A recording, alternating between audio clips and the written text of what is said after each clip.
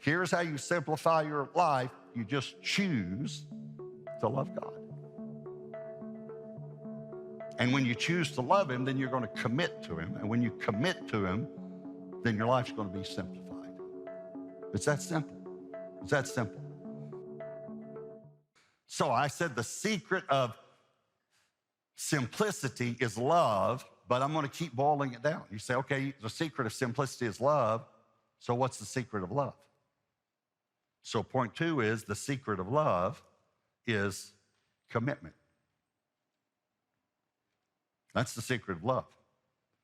If you want to love God, you stay committed. Matter of fact, Jesus even said, if you love me, keep my commandments. You know what he was saying? Stay committed. If you love me, be committed. So the secret of love is commitment. And yet, all the movies that we see focus on falling in love. And then you can fall out of love. As a matter of fact, I can tell you every romance comedy, every love story, the plot is they fall in love, they fall out of love, then they fall back in love. I mean, that's what's going to happen. So I can sleep during the middle of them because I know what's going to happen. But all Hollywood is doing is describing the feelings that you have when you begin to make a commitment to someone. That's what falling in love is. When someone asks you to come to a function at church with them, okay? So we're going to keep this on the up and up. We're not going to go dancing or anything else right now, all right? They ask you to go to a function at church. And so you go. You make a commitment to go. And you spend some time talking to them, and they have similar interests, similar likes, they have good character. And so then they ask you to go to another function at church where just everything's going to be at church, all these dates, okay? They're all at church, okay? And you go, so you make another commitment. You commit. And what happens is the more you commit, the more you love. You follow me? And then when you get married, you just make another commitment. You fall more in love. So the secret of simplicity is love. The secret of love is commitment. So what's the secret of commitment? Here's point number 3. The secret of commitment is choice. Now, this is extremely important, and I'm going to get a little theological in you. One of the number 1 theological questions that pastors are asked is, why did God even put the knowledge of the tree of good and evil in the garden? As if God had done something wrong, and as if God was setting them up for failure, kind of judging God. And it's exactly opposite again. Same reason I talked last week why he drove them out once they ate from it, because they were in a fallen state. He didn't want them to live forever in that fallen state. So why did he even put 2 trees in the midst of the garden? The tree of life and the tree of death, in essence. Why did he do that? Here's why. Because you can't have love if you don't have choice. Robots can't love. God didn't want robots. He could have created you without a will and without a choice. But he wanted you to know love. If you didn't have a choice, you wouldn't know love. You wouldn't know what it's like to be loved or to be loved or to love someone else. You wouldn't know. You would never know. You have to have choice to have love. You have to get this. So what we're talking about here is to simplify your life, and I'm getting it down just very simply for you. Here's how you simplify your life. You just choose to love God.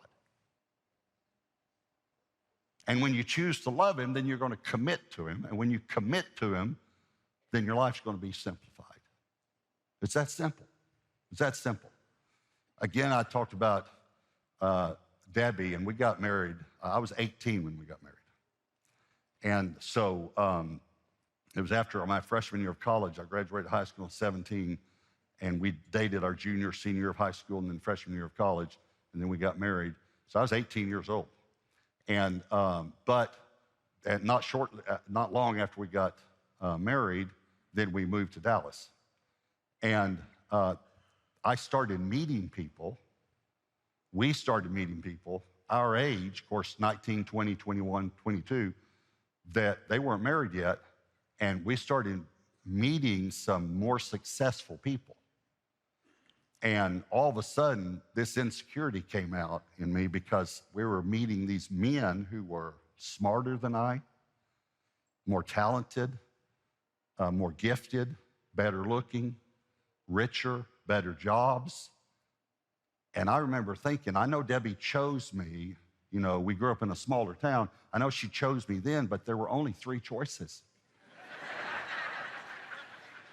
And the other 2 didn't have jobs. But now she's meeting better looking, nicer, kinder.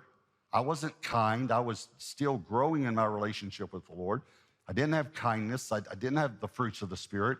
And I wasn't successful. And I just thought, she's meeting these men. She's going to figure out that she's got other choices. And it scared me to death.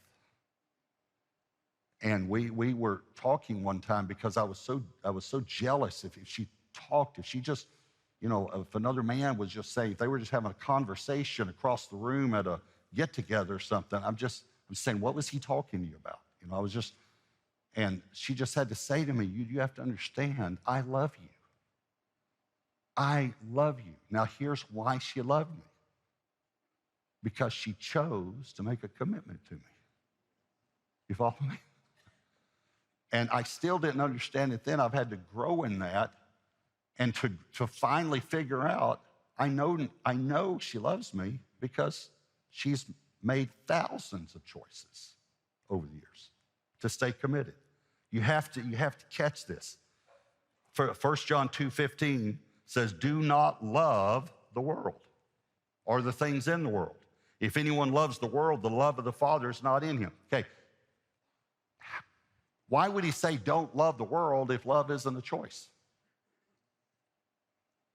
See, this thing about I just fell in love with it. Yeah, let me ask you this. Anyone ever made an impulse purchase? Okay. Yeah, all of you. And this is what we say. I just fell in love with it. No, you didn't. You made a commitment to it. And now you owe Visa more money than you can pay. Because you made a commitment. And you wish you could go back on your commitment. And you might even wear it and keep the tag on it so you can take it back. I just want to help you. You say, I want to simplify my life. Okay. Just choose to love God and love other people.